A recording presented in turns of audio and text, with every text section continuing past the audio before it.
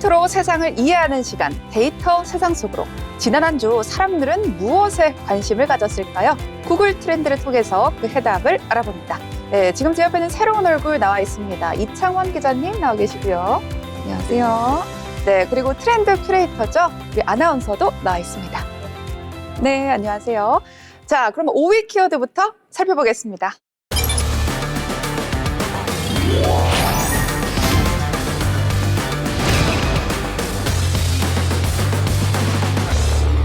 네, 가수 윤하의 이름이 보입니다. 폭발적인 가창력 그리고 감성적인 가사로 사랑받는 싱어송라이터죠.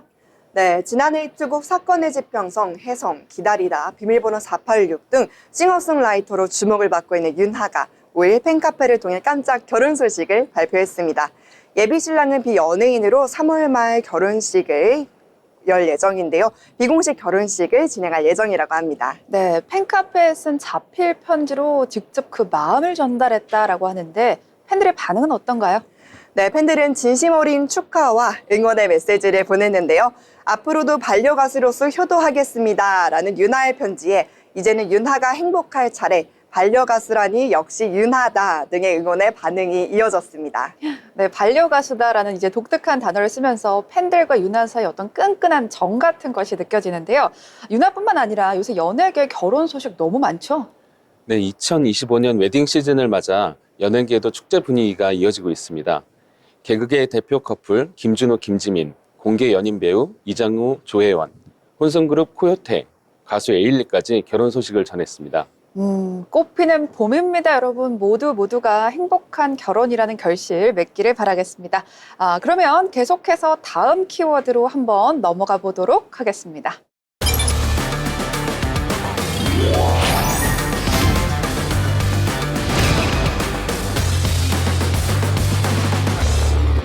네, 장제원입니다. 장제원 전 국민의힘 의원이 비서 성폭력 의혹으로 피소된 상황이죠. 네, 장 전 의원은 2015년 서울 강남의 한 호텔에서 당시 비서를 성폭행한 혐의로 수사를 받고 있습니다. 피해자는 최근에서야 고소했으며 오랜 시간이 지난 이유에 대해 심리적 부담이 컸다고 전했습니다. 기자님, 장 전 의원은 이번 혐의에 대해 어떤 입장을 보이고 있을까요? 네, 장 전 의원은 10년이 지난 시점에서 갑작스러운 고소는 특정한 음모가 있는 것이 아니냐며 혐의를 전면 부인하고 있습니다. 또한 자신이 억울한 누명을 쓴 것이라며 강경 대응할 뜻을 밝혔습니다. 와, 10년이나 지난 시점에서 고소라니 다소 의외다라는 생각이 사실은 드는데, 근데 경찰 수사 어떻습니까? 경찰은 피해자와 피의자 모두를 조사했으며 추가 증거 확보에 집중하고 있습니다. 조만간 피의자 신변 처리 여부도 결정될 것으로 보이고 있습니다. 네, 국힘 내부에서는 이번 사건 어떤 식으로 바라보고 있나요? 네, 지도부는 개인의 일탈이라며 선을 긋고 있지만 당 내부에서는 엄정한 조치가 필요하다는 의견도 나오고 있는데요. 일부 의원들은 장 의원이 책임론까지 언급하며 논란이 확산되는 분위기입니다.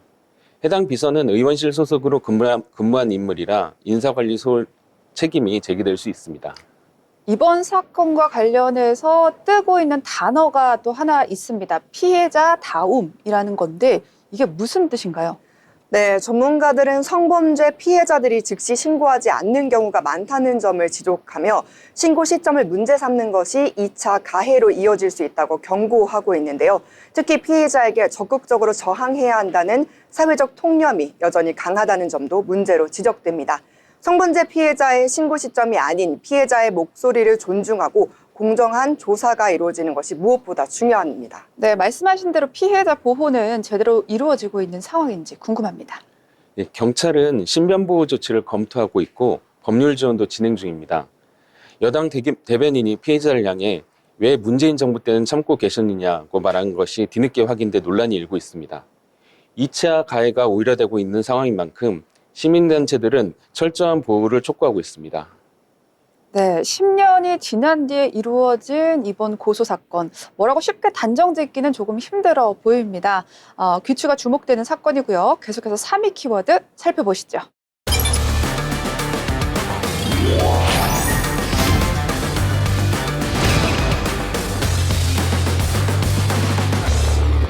네, 홈플러스입니다. 홈플러스가 기업 회생 절차를 신청했죠. 네, 홈플러스는 10년 전이죠. 2015년 MBK 파트너스에 인수된 후 4조 3천억 원 규모의 차입금을 떠안으면서 재무 부담이 컸는데요. 최근 신용 등급이 하락하며 자금 조달이 어려워졌고 운영자금 확보를 위해 법정 관리를 신청한 것입니다. 특히 온라인 쇼핑의 성장과 오프라인 마트 수익성 악화도 영향을 미쳤습니다. 네, 그런데요. 지금 홈플러스 채권 문제가 논란이 되고 있습니다. 이번 사건의 핵심이다라고 보여질 수 있는데 투자자들의 손실이 우려되는 가운데 증권사와 MBK 파트너스가 책임 공방을 벌이고 있다죠. 네, 홈플러스가 자금을 조달하기 위해 발행한 채권이 문제가 되고 있습니다. 특히 신영증권은 이 채권을 투자자들에게 판매한다는 주된 역할을 했는데요. 문제는 투자자들에게 채권의 위험성을 충분히 알리지 않고 판매했다는 의혹이 제기되고 있다는 점입니다. 이로 인해 불안전 판매 논란이 커지고 있습니다. 네, 그렇다면 현재 증권사들의 입장은 어떻습니까? 네, 현재 신영증권은 이 논란을 피하기 위해 MBK 파트너스의 움직임을 주시하고 있는데요. 실제로 신영증권은 MBK가 기업 회생을 예상했음에도 단기물을 판매했다며 사기 혐의가 짙다고 보고 형사고발을 검토하고 있습니다. 일부 금융업계 관계자들은 MBK가 홈플러스의 재정 상황을 알고도 단기 채권을 발행했다고 의심하고 있습니다. 네, 현재 문제가 된 유동화증권과 단기물 채권 규모는 총 6천억 원에 달합니다. 이 중 약 3천억 원이 개인 투자자들에게 판매가 됐고요. 구체적으로 살펴보면 홈플러스의 카드 대금 기초 유동화증권이 약 4천억 원, 여기에 홈플러스가 발행한 CP 및 전단체 잔액 약 1,880억 원을 더하면 총 5,899억 원의 규모의 손실이 있었습니다. 네, 만약 증권사들의 불안전 판매가 인정된다면 CEO들에 대한 중징계가 내려질 수도 있어서 앞으로 법적 대응이 어떻게 진행될지 지켜봐야 할 것 같습니다. 네, 이번 3위 키워드죠. 홈플러스 옆에는 가로 열고 가로 닫고 MBK 파트너스라고 써놔야 될 것 같다라는 생각이 드는데요. 국세청이요, MBK 파트너스에 대한 세무조사에 착수했습니다. 업계 안팎에서 MBK 자금 운용과 이제 경영 전략을 두고 말이 많아진 상황입니다. 자, 논점을 조금 바꿔보죠. 그러면 이번 홈플러스 기업 회생이 대형마트 업계에 시사하는 바는 무엇이 있을까요? 네, 이번 사태는 대형마트 업계가 온라인 쇼핑과의 경쟁에서 점점 더 어려움을 겪고 있음을 보여줍니다. 결국 유통업체들은 오프라인 점포의 효율성을 높이거나 온라인 시장으로 적극 전환하는 등의 전략이 필요해 보입니다. 홈플러스의 회생 여부는 대형마트 산업 전반에도 중요한 영향을 미칠 것으로 예상됩니다. 네, 그렇군요. 자, 그럼 계속해서 2위 키워드 살펴봅니다.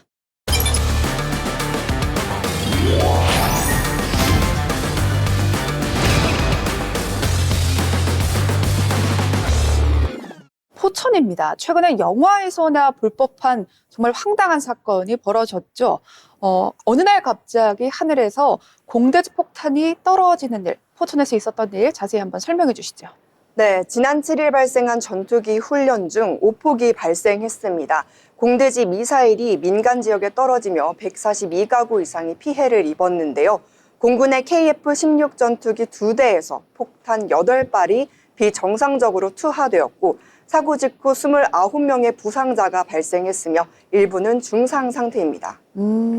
이번 사고의 원인으로 조종사의 좌표 입력 실수가 이제 지목되고 있는데, 아니 이렇게 크게 실수를 할 수 있는 건가요? 네, 원래 목표 지점과 다른 좌표가 입력됐고 이후 지상 및 공중에서 이를 확인하는 절차도 제대로 이루어지지 않은 것으로 보입니다. 또한 공군이 사고 발생 후 100분이 지나서야 오폭 사실을 공식 발표하면서 초기 대응이 미흡했다는 비판도 나오고 있습니다. 아, 정말 어처구니 없다라는 단어를 이럴 때 쓰는 거 아닌가라는 생각이 드는데요. 이 사건은 훈련 중 발생한 실수로 인해서 민간인 피해가 크게 확대된 사례로 이제 보고 있는데 공군의 대응은 그렇다면 어떻습니까? 공군은 사고 발생 후 즉시 조사를 시작했으며 해당 부대의 지휘관들은 보직 해임되고 조종사들에 대한 자격 심의를 진행 중입니다. 네, 포천시는 지난 8일 경기도 포천시 이동면을 특별재난구역으로 선포했고 해당 지역은 자연재난구호 및 복구비용 지원, 재난의 구호 및 복구를 위한 지원 등 재난 및 안전관리법의 기본법에 따른 지원을 받을 수 있게 됐습니다. 이에 따른 이주 대책 마련도 촉구하고 있는 상황입니다. 포천 주민들의 반응은 그렇다면 어떻습니까? 제가 불안해서 하늘만 바라보고 산다라는 기사를 어제 읽은 것 같아서요. 네, 주민들은 큰 불안감을 느끼고 있고 피해 보상과 함께 향후 훈련 중단을 요구하는 목소리가 커지고 있습니다. 그렇군요. 이 군 훈련이 민간 지역에서 이루어지는 것은 상당히 위험한 일입니다만 특히 경기 북부는 접경 지역인 탓에 이제 군부대들이 많고 사격 훈련 현장에 집중되어 있는 것으로 유명하죠. 네, 훈련 중 크고 작은 사고가 반복되며 민간에 피해를 주고 있습니다. 이번 사건이 우발적이긴 하지만 언제든 또 발생할 수 있다는 점에서 이 지역 주민의 불안감이 커지고 있는 상황입니다. 군 훈련의 장소 선정과 민간 지역과의 거리 문제는 앞으로 더 큰 논의가 필요할 것으로 보입니다. 정부와 군이 이번 사고를 계기로 안전관리 강화를 약속했지만 무엇보다 중요한 것은 실질적인 변화와 재발 방지 대책이 마련되는 것입니다. 네, 맞습니다. 무엇보다 중요한 것은 안전이다라는 생각이 드는데요. 앞으로 사고 원인 조사와 피해 복구가 신속하고 투명하게 이루어질 수 있도록 지속적인 관심이 필요한 사건인 것 같습니다. 자, 그러면 마지막 1위 키워드 살펴보시죠.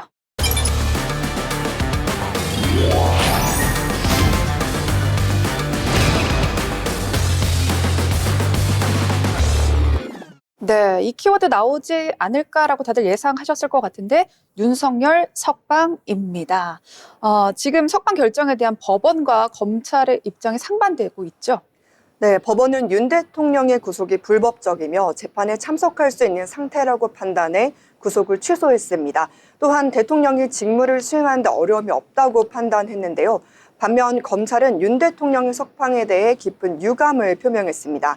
향후 윤 대통령의 재판에 영향을 미칠 가능성에 대해 우려를 표현하면서 석방된 이후에도 계속해서 법적 절차를 진행할 것임을 강조했습니다. 네, 이번 석방에 대한 여야의 반응 살펴보도록 하겠습니다.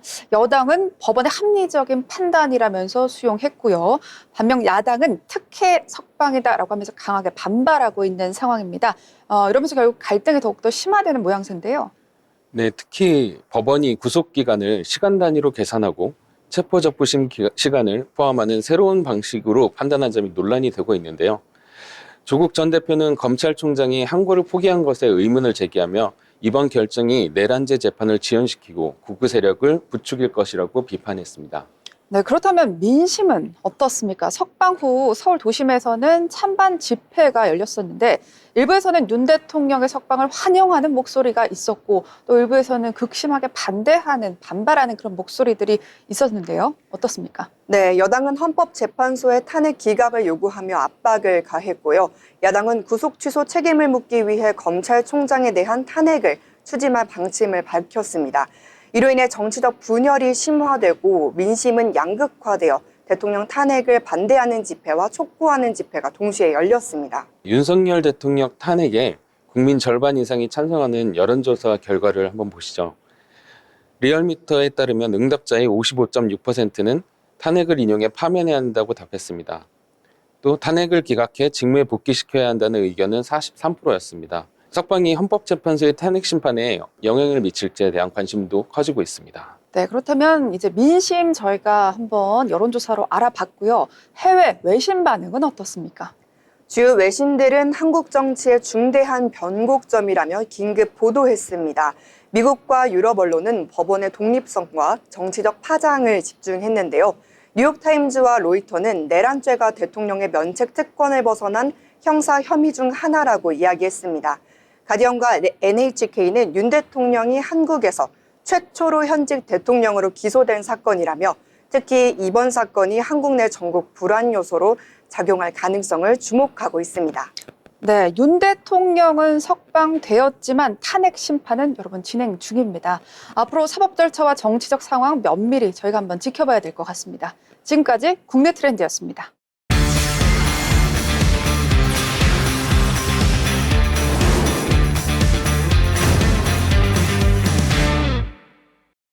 네, 계속해서 데이터 세상 속으로 해외 이슈를 알아보는 시간입니다. 자, 지난 한 주 미국에서는 사람들이 어떤 키워드에 관심을 가졌을까요? 지금 제 옆에는 또 다른 데이터 큐레이터 박의진 아나운서 나와 있습니다. 네, 안녕하세요. 네, 안녕하세요. 오늘 굉장히 화사하게 입고 오셨네요. 자, 글로벌 시장에서 사람들이 가장 많이 관심을 가졌던 단어 5위 살펴보시죠.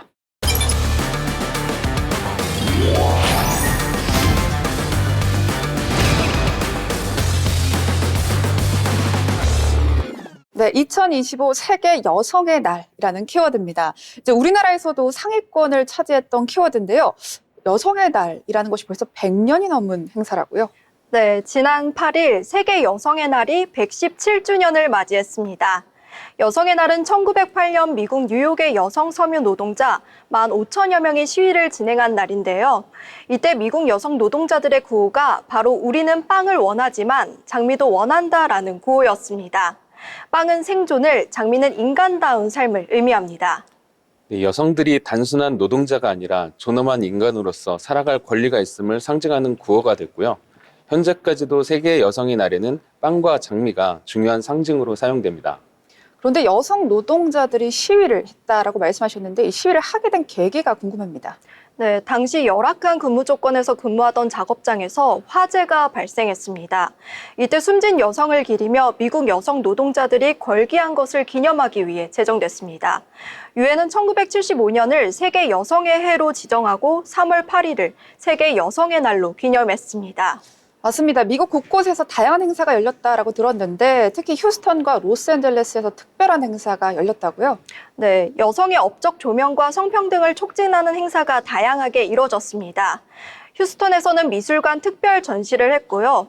인도에서 유래된 여성의 힘과 에너지를 상징하는 샤크티를 기념하는 샤크티데이 2025 휴스턴 등이 진행됐습니다. 네, 로스앤젤레스에서는요, 타임 여성회의 갈라가 개최돼 다양한 분야의 여성 리더들이 모였습니다. 배우 니콜 키드먼, 암투병 경험을 공유한 활동가 올리비아 문, 운동선수 아자 윌슨 등이 참여해 기념했습니다. 네, 여성의 날을 공식 기념일로, 국가 기념일로 지정한 나라도 있다고 들었습니다. 러시아가 대표적인데요. 여성의 날을 기점으로 꽃 매출이 무려 2배나 상승한다고 합니다. 세계 곳곳에 있는 이벤트 한번 소개해 주시죠. 네, 이탈리아에서는 여성들에게 미모사 꽃을 선물하고요. 미국에서는 3월을 여성의 달로 지정해서 대통령이 매년 여성들의 업적을 축하하는 성명을 냅니다. 베트남은 자체적으로 10월 20일을 베트남 여성의 날로 제정해서 기념하고 있습니다. 네, 우리나라에서도 여성의 날이 법적인 어떤 기념일이 됐습니다. 그래서 이제 계속해서 국내 트렌드 상위권에 올랐던 것 같고요. 네, 저도 이번에 여성의 달이라는 키워드를 주위에서 곳곳에서 볼 수 있었는데요. 우리나라는 2018년에 법정 기념일이 되었습니다. 올해에는 세계 여성의 날을 맞아서 광화문에서 제40회 한국여성대회가 개최됐고요. 서울시 여성가족재단은 여성 건강과 자유를 주제로 행사를 진행했고, 민주노총은 세상을 바꾸자, 우리가 평등이다라는 슬로건 아래 전국 노동자 대회를 열었습니다.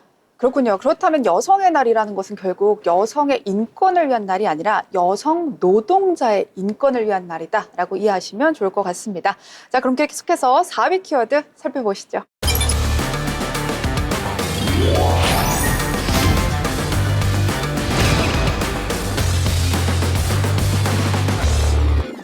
케이시 앤선입니다. 정말 생소한 이름이에요. 네, 케이시 앤서니는 최근 틱톡 플랫폼에서 법률 지원 활동가로 활동하기 시작했는데요. 틱톡과 서브스택을 개설하고 자신의 법적 경험을 사람들을 돕겠다고 주장했습니다.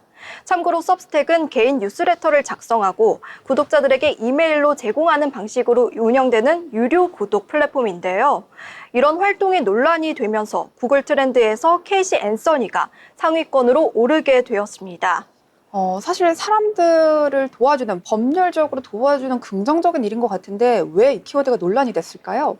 케이시 앤서니는 2008년 2살 배기 딸 케일리의 실종 및 사망 사건으로 미국 전역의 주목을 받았습니다.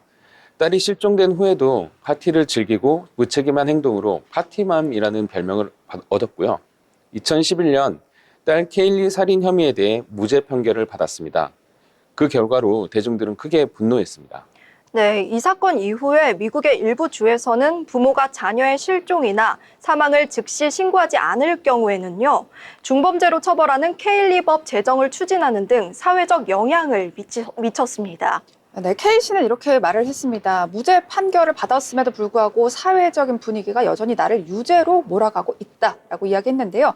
그러면서 법률 상담을 원하는 사람들에게 나는 무료로 혹은 유료로 이제 상담을 해주겠다라고 이제 주장을 했습니다. 그런데요, 저는 이러한 내용을 쭉 돌이켜보니까, 아니, 이분이 무슨 변호사도 아니고 이게 맞는 일이에요, 사실? 네, 맞습니다.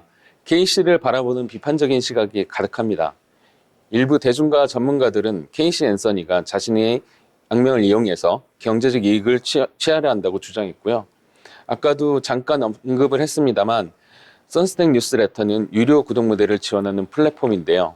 케이시 앤서니가 수익 창출을 목표로 한다는 의혹이 제기되고 있습니다.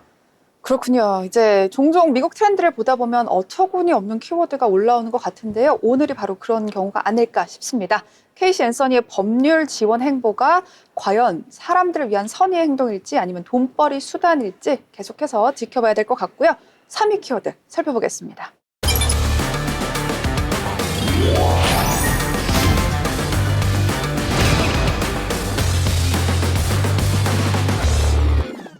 (2025) 오스카 수상자입니다. 100만 회 이상 검색된 단어죠? 네, 블랙핑크 리사가 시상식에서 우아한 검은색 드레스를 입고 화려한 춤과 가창력을 선보였습니다. 특히 영화 007 죽느냐 사느냐의 주제가 리벳 레따이를 단독으로 불렀죠. 네, 저도 봤는데요. 리사의 진짜 위엄을 느꼈달까? K-팝의 위엄을 느꼈달까? 정말 대단한 공연이었습니다. 2년 전에는 봉준호 감독의 기생충이 감독상을 받는 것도 모자라서 이제는 K-팝 가수가 오스카 무대에 오른다니 정말 K-팝 춘추 전국 시대다라는 생각이 드는데요. 그런데 이번 시상식의 주인공은 뭐니 해도 영화 아노라였죠. 맞습니다. 미국 뉴욕클럽의 스트리퍼를 인간적으로 조명한 영화 아노라가 작품, 감독, 여우주연상, 편집상, 각본상 등 5부분을 수상하면서 최고의 영예를 안았습니다. 특히 아노라의 주인공을 맡은 20대 배우 마이키 매디슨이 데미 무어를 제치고 여우주연상을 차지한 게 화제였습니다. 네, 저도 이 영화 봤는데요. 서브스턴스로 호평받은 45년의 여우주연상 후보였던 데미 무어를 제쳤다는 게 굉장히 큰 화제였던 것 같아요. 올해 초 이제 데미 무어 같은 경우는 골든글로브를 시작으로 해서 여우주연상을 수상했기 때문에 이번 아카데미는 뭐 여우주연상은 데미 무어 거다 뭐 이런 이야기들이 사실 많았거든요. 네, 심지어 수상한 매디슨도 큰 충격을 받았다고 하는데요. 이번 시상식은 이변의 밤이라고 불러도 손색이 없을 것 같습니다. 이날 시상식에선 최초의 기록이 잇따라 쓰였습니다. 이번 여우주연상을 수상한 조이 셀데냐는 자신을 도미니카 공화국 출신의 첫 아카데미 수상자라고 언급하면서 자랑스러운 이민자의 후손이라고 밝혔습니다. 장편 애니메이션 수상작 플로우는 라트비아 최초이고요. 국내 장편 영화상을 받은 I'm Still Here는 브라질 최초의 아카데미 수상작이었습니다. 그리고 영화 위키드로 의상상을 받은 폴 타즈웰은 이 상을 받은 최초의 흑인인 점이 너무나 자랑스럽다고 말하기도 해서 기립박수가 이어지기도 했습니다. 네, 맞습니다. 다양한 인종이 함께한 감격스러운 순간이 정말 많았던 것 같습니다. 이렇게 미국 외 국가와 다양한 인종이 잇따라 수상한 거는 몇 년 새에 다양해진 아카데미 회원의 구성 덕분인 것 같습니다. 이 전통적으로 원래 백인 남성이 주요 심사위원이었죠? 네, 맞습니다. 최근에는 회원 중 여성이 35%, 비미국인이 20%로 늘어난 걸로 알려졌습니다. 다양성을 기준으로 도입하고 회원 구성의 변화를 통해서 다양한 인종과 국적의 수상자를 배출하는 등의 긍정적인 변화가 있습니다. 네, 계속해서 포용성과 다양성을 보여주고 있는 오스카 아카데미 시상식이었습니다. 자, 그러면 200만 건 이상이 검색된 키워드 2위 키워드 살펴보시죠.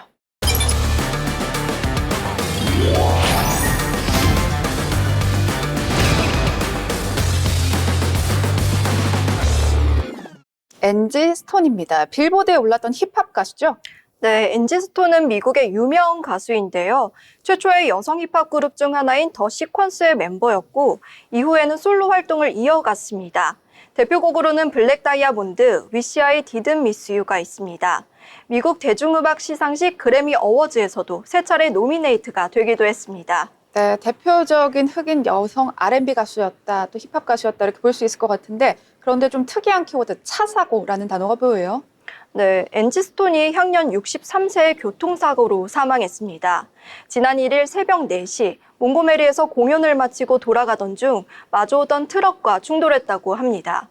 네, 사고 당시 앤지가 탑승한 밴에는 총 9명이 있었지만 앤지가 현장에서 즉사하며 유일한 사망자가 됐습니다. 네, 앤지는 사망 전에 SNS에 미공개 프로젝트를 진행 중이다라고 했는데 결국 그 프로젝트는 영원히 미공개로 남게 되었고요. 그런데 딸이라는 키워드도 함께 보이는 것 같습니다. 이건 뭐죠? 네, 엔지스톤은 2015년 딸을 폭행한 혐의로 체포된 적이 있습니다. 자신의 딸 다이아몬드의 얼굴을 금속 스탠드로 폭행했는데요. 폭행 때문에 다이아몬드의 앞니도 부러졌다고 합니다. 다이아몬드가요, 방 청소하는 것을 거부해서 폭행했다라고 당시에 해명을 했는데, 당시에 엔지는 딸이 물에서 내가 훈육 좀 했다, 뭐 이렇게 대답했다면서요. 네, 그럼에도 엔지의 자녀들은 어머니의 음악이 기억됐으면 좋겠다고 말했습니다. 가수 로이드가 하프타임 쇼에서 했던 앤디를 추모하며 했던 말로 마무리하고 싶습니다. 인생은 너무 짧아서 모든 것을 당연하게 여길 수 없다.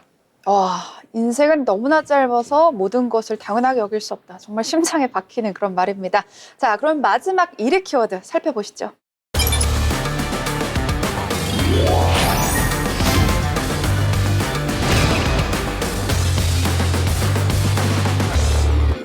네, 이 키워드도 200만 회 이상이 검색이 됐는데요. 무엇보다 중요한 거는 연간 검색어가 150개가 넘었습니다. 네, 엘그린은 미국의 민주당 하원 의원입니다. 지난 4일 워싱턴 의사당에서 열린 상하원 합동 연설이 열렸는데요. 연설 중이던 트럼프 대통령에게 당신은 권한이 없다라며 야유하다 쫓겨났습니다. 네, 엘그린은 2019년까지 트럼프를 3번에 걸쳐서 탄핵하려고 했던 인물이죠. 이번 합동연설은 양극화된 미국 정치를 적나라하게 보여줬습니다. 통합을 강조하던 2017년과는 다르게 민주당을 극진 좌파로 표현하고 전임 조 바이든 대통령을 질책하기도 했습니다. 네, 전반적으로 민주당 의원들의 반응이 좋지 않았다라고 보여지는데요. 민주당에서는 이건 트럼프식 분열 정치다라고 이야기하면서 분노를 표현했습니다. 네, 트럼프 대통령이 회의장에서 입장할 때 야유를 퍼부었습니다. 또 연설 중에는요, 거짓, 노킹 등이 적힌 팻말들을 들었었는데요. 팻말 중에서 머스크 스틸, 일론 머스크가 대통령직을 훔쳤다는 뜻의 팻말도 있었습니다. 네, 민주당이 냉소적 태도를 보이는 동안 공화당은 트럼프 대통령 발언이 끝날 때마다 기립박수를 이어갔는데요. 그래서 화면을 보시는 것처럼 본회의장의 절반은 일어나 있고 절반은 앉아 있는 모습이 보였습니다. 지금 저희가 보는 이 화면이 한쪽은 일어나 있고 한쪽은 앉아 있는 그런 화면이군요. 조금 어두워서 자세히 보이는 것 같지는 않습니다만, 자, 이번 연설에서요, 트럼프 대통령이 1시간 39분을 연설했다고 합니다. 굉장히 이례적인 최장 기록을 세웠다고 하는데요. 2017년에 통합 의지를 보여줬던 연설과 달리 이번에는 지지 세력만을 위한 연설이었다라는 이야기가 나오고 있습니다. 네, 워싱턴 포스트에 따르면 이날 연설은 미국 우선주의를 골자로 하는데요. 거기에 트랜스젠더 운동선수에 대한 비판, 일론 머스크에 대한 칭찬 등 정치적 갈등 요소가 상당히 많았습니다. 네, 미국이 돌아왔다. 이렇게 멋진 키워드로 연설을 시작했습니다만 연설 중에 보인 모습은 2개의 미국이었던 것 같습니다. 100분의 연설 동안 통합의 메시지는 사실 찾아볼 수가 없었는데요. 정말로 미국의 황금 시대가 시작될 수 있을지 계속해서 지켜봐야 될 것 같습니다. 지금까지 데이터 세상 속으로 해외 트렌드였습니다.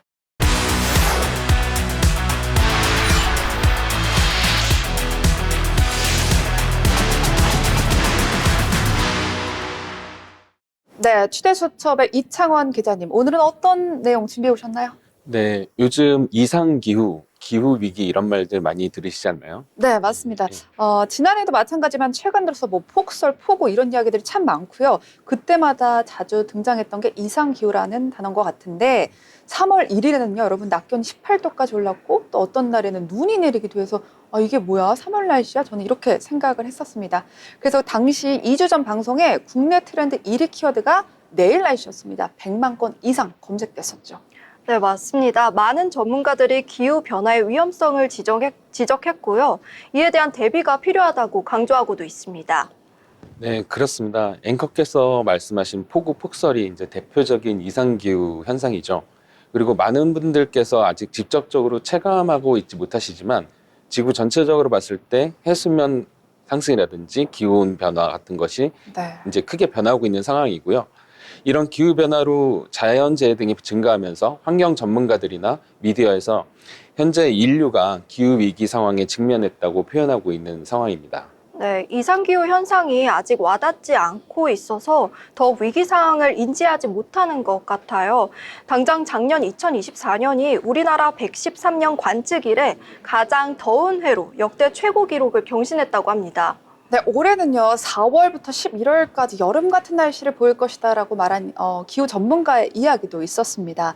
결국 기후 위기가 현실화되고 있는 거 아닌가라는 생각이 들고 대비가 필요하다라는 생각도 동시에 듭니다.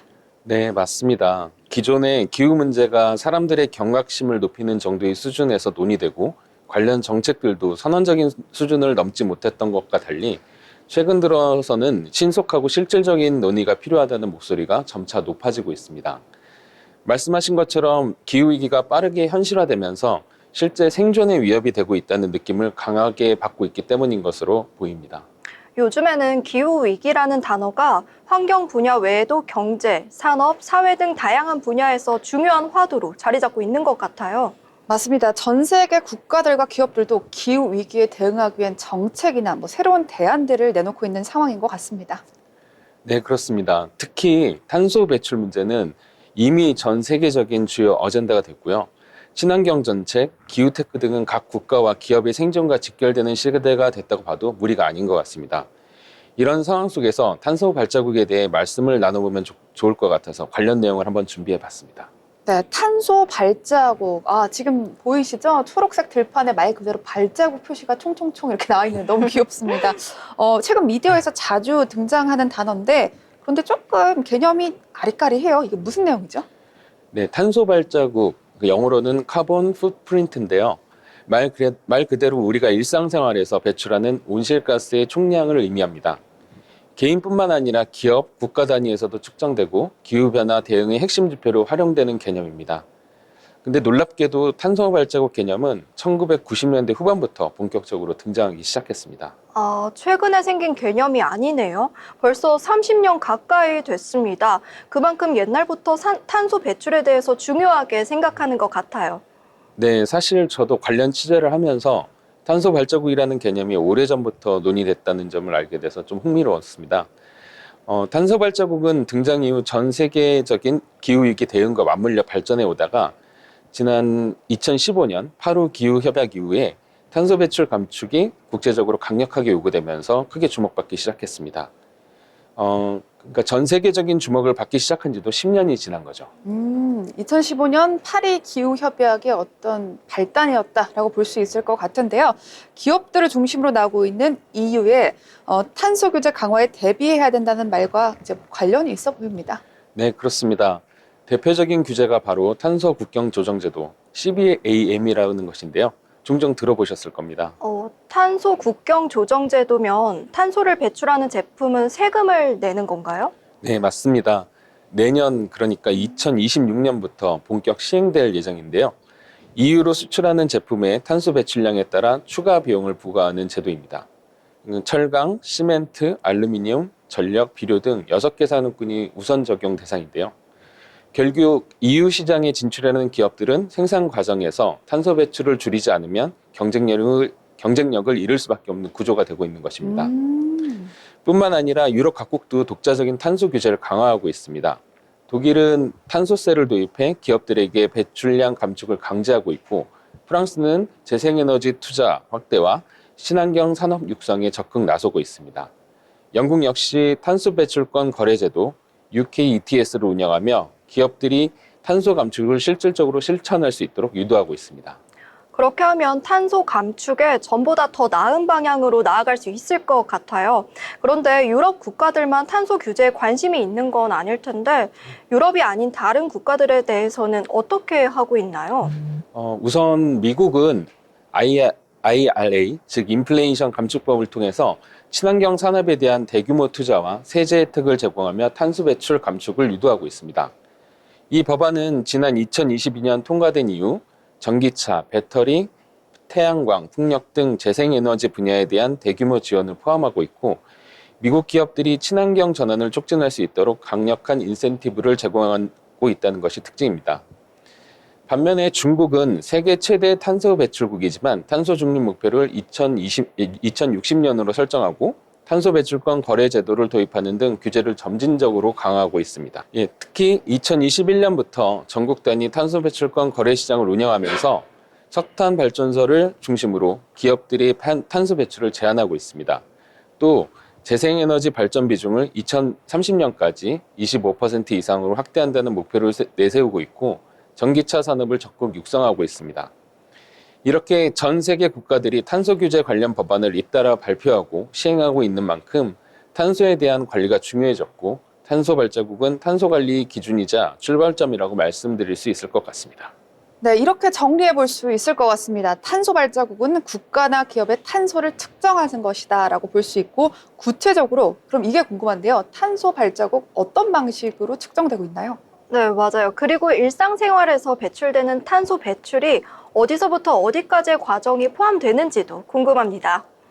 네, 사실 현재 탄소 발자국 측정은 공정마다 그리고 공장마다 측정되는 방식이 다양합니다. 유럽을 포함한 글로벌 시장에서 각 제품의 탄소 발자국을 요구하고 있기 때문에 원자재 수준부터 완성품이 될 때까지 얼만큼의 탄소를 배출했는지 수치하는 것이 매우 중요합니다. 보다 좀 쉽게 이해하실 수 있도록 휴대폰을 예를 들어서 말씀을 드리면 네. 휴대폰 안에 들어가는 배터리, 반도체 등 모든 부품들이 만들어지는 과정과 조립해 완성하는 과정에서의 탄소 배출량을 모두 합산한 것이 이 휴대폰의 탄소 발자국이 되는 것입니다. 측정이 간단하지 않고 복잡하게 들리는데요. 그렇다면 각 공정별로 측정돼서 합해지는 탄소 배출량 측정 과정에 오류는 없을까요? 네, 지금 말씀하신 부분이 굉장히 중요한 부분인데요. 제가 오늘 전달드리는 말씀 중에 좀 가장 중요하게 말씀드리고 싶었던 부분이기도 합니다. 네. 예, 하나의 제품이 완성되기까지 다양한 사업장을 거치는 것이 일반적이죠. 그리고 한 사업장에서도 여러 공정 과정을 거치고 있기 때문에 일관되고 세밀한 에너지 추적 과정이 필수적입니다. 하지만 국내에서는 특히 이제 완성품의 초기 또는 중간 과정에 관여하는 중소기업의 경우 에너지 데이터를 측정하는 설비를 잘 갖추지 못하고 있습니다. 그러면 현재는 어떻게 하고 있을까요? 이제 실제 측정값이 아니라 추정값을 일일이 입력해서 완성품 마지막 단계인 대기업에게 보고하는 그런 것이 대부분인 현실입니다. 네. 그런 식으로 측정한다면 데이터에 대한 신뢰도가 매우 낮을 것 같아요. 네, 이게 매우 아쉬운 대목인 것 같은데요. 측정값이 아니라 추정값을 매기고 있다라는 거, 결국 탄소 발자국에 오류가 많을 것 같다라는 생각이 드는데, 그러면 탄소 배출량을 측정할 이유가 뭐 굳이 있을까요? 그렇죠. 이렇게 탄소 발자국 데이터에 대한 신뢰도가 낮다 보니까 국내에서 인증받은 탄소 발자국 데이터는 글로벌 시장에서 인정받지 못하고 있습니다. 이거 너무 아쉽네요. 그래서 실제 유럽 국가들은 자신들의 국가 소속 인증 기관을 통해 인증받은 데이터만을 받아들이고 있고 이와 같은 모습들은 향후에 더욱 강화될 것이라는 전망까지 나오고 있어서 좀 문제가 되고 있는 상황입니다. 정말 정확한 측정을 하지 못하니까 실천하기가 난감할 수도 있을 것 같습니다. 네, 탄소 규제가 강화되고 있다면 결국에 정확한 측정이 더욱더 중요해질 것으로 보여지는데 왜 아직도 우리나라에서는 이게 개선되지 않고 있는 걸까요? 예, 저도 처음에는 말씀하신 것처럼 이해가 참 되지가 않았어요. 네, 지금도 저는 이해가 안 돼요, 사실. 근데 취재를 좀 진행하다 보니까 현장에서는 이제 나름의 현실적인 이유들이 좀 있었습니다. 이제 우선적으로 말씀드리면 탄소 발자국을 정확히 계산하기 위해서는 원가 정보라든지 배합 비율 등 민감한 데이터도 같이 제공을 해야 이게 정확한 데이터를 산출할 수가 있는데 중소기업 입장에서는 이런 데이터 자체가 곧 경쟁력이고 이게 공유되거나 공개될 경우에 지금 진행하고 있는 사업의 존폐 여부가에 직접적인 영향을 줄 수 있기 때문이죠. 그래서 이제 이게 현재 시스템이 개선되지 못하고 있는 첫 번째 이유라고 말씀드릴 수 있을 것 같습니다. 그리고 두 번째 이유를 꼽자면 네. 앞서 말씀드린 각 국가들의 인증 기관들이 인증 과정에 드는 비용이 만만치 않다는 점인데요. 이제 더군다나 아까 EU에서는 각 제품별 탄소 발자국을 이제 데이터를 요구를 하고 있는 상황인데 대체로 다양한 제품에 관여하는 기업들 입장에서는 각 제품마다 수천만 원이 드는 비용을 감당하기가 매우 어렵습니다. 결국에는 정부에서 조금 더 적극적으로 나서주고 지원을 해줘야겠다라는 생각이 들거든요. 네. 네, 여러모로 골치 아픈 일일 것 같습니다. 그렇다면 정부 차원의 지원책이 필요할 것 같은데요. 네, 우리나라 정부도 글로벌 기준에 맞춰서 2050 탄소 중립 목표를 선언하고 2030 국가 온실가스 감축 목표를 설정하긴 했죠. 그리고 KETS라는 배출권 거래제도를 운영하면서 기업들에게 탄소 감축을 유도하고 있습니다. 하지만 산업 구조가 탄소 집약적인 제조업 중심이다 보니 탄소 감축이 쉽지 않은 상황이긴 합니다. 그리고 또 정부는 탄소 중립 기본법을 제정하고 기업들에게 탄소 저감 기술 투자 지원을 확대하고 있지만 아직 실효성은 부족하다는 지적이 많습니다. 특히 국내 기업들은 CBAM 적용 대상에 속하는 철강, 반도체, 배터리 산업이 강하기 때문에 탄소 중립을 위한 신속한 대응이 필요하지만 실질적이고 구체적인 지원책은 아직까지 찾기 어려운 것이 현실입니다. 그렇군요. 그렇다 보니 글로벌 시장을 주요 무대로 하고 있는 기업들을 중심으로 자체적인 시스템 변화나 관련 투자를 진행하고 있는 모습들이 관측되고 있습니다. 네, 결국에서는 이제 저희가 보면요, 기업이 주축이 돼서 탄소 규제에 대한 어떤 변화를 만들어가고 있는 거 아닌가라는 생각이 들고요. 우리가 아는 삼성전자나 SK하이닉스 같은 이름들도 이제 보여질 것 같고, 반대로 스타트업에서 주도하고 있는 상황도 있는 것 같은데, 뭐 로우카본이라는 회사도 있는 것 같고요. 네, 기업에서 이제 중요한 역할들을 하고 있습니다. 말씀하신 대로 예를 들어 삼성전자의 경우 반도체 생산 과정에서 탄소 배출을 줄이기 위해 친환경 공정 기술을 개발하고 있고, SK그룹은 CCUS라고 하는 수소탄소 포집 저장 기술에 대한 대규모 투자를 진행하고 있습니다. 또 현대자동차는 전기차와 수소차 개발에 속도를 내면서 글로벌 친환경차 시장에서 경쟁력을 키우고 있습니다. 하지만 오히려 탄소 발자국 관련 기술 역시는 스타트업을 중심으로 좀 이루어지고 있는 모습이 좀 흥미롭습니다. 이제 말씀하신 로우카본이라든지 글래스돔, 에코메터스 같은 이런 스타트업들이 있는데요. 이 기업들은 AI를 기반으로 탄소 배출을 분석하는 플랫폼을 제공하거나 작은 사업장에서도 적은 비용으로 간단하면서도 정확한 데이터 측정이 가능한 솔루션을 개발해 선보이고 있습니다. 그리고 글로벌 인증 과정에 필요한 정보 외에 다른 민감 정보들은 보안 기술로 철저히 보호하고 있는 것도 스타트업이 이제 노력한 결실이라고 볼 수 있을 것 같습니다. 네, 그럼 정리해보자면 국내 기업의 뛰어난 CCUS 기술에도 불구하고 정부의 지원이 조금 미흡해 보인다라고 보여지는데요. 2주 전에도 사실 뭐 내일 날씨라는 키워드가 국내 1위에 떴을 때도 뭐 비슷한 얘기를 제가 했었습니다만, 이제는 기후위기에 대한 정부의 보다 적극적인 지원 그리고 대책이 필요한 시점이 아닌가라는 생각이 듭니다. 네, 맞습니다. 국가가 정책적인 부분에서 지원해야 하는 부분들이 분명히 존재한다는 점을 재차 강조드리고 싶고요. 네. 특히 자국민 우선 정책들이 점차 강화되고 있는 상황에서 국가적 차원의 규제에 대해서 우리 정부가 함께 대응해야 될 필요가 분명히 있어 보입니다. 네, 탄소 발자국을 측정하는 것은 결국 개인의 이익보다는 공동체 공익을 위해 합의하고 노력해야 되는 부분이 있습니다. 그만큼 기업과 정부, 개인이 함께 적극적으로 고민해야 될 시점 아닌가라는 생각이 듭니다. 네, 지금까지 취재수첩이었습니다.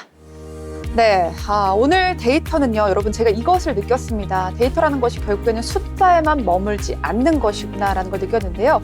우리가 살아가는 세상과 사람들의 이야기를 담고 있기 때문이죠. 오늘 시청자 여러분들께 전달해드린 키워드는요, 단순히 단어가 아닙니다. 우리 사회의 여론을 보여주는 기준이 되길 바랍니다. 그럼 다음 이 시간도 조금 더 철저하고 날카로운 분석으로 여러분께 다시 돌아오도록 하겠습니다. 시청해주셔서 고맙습니다.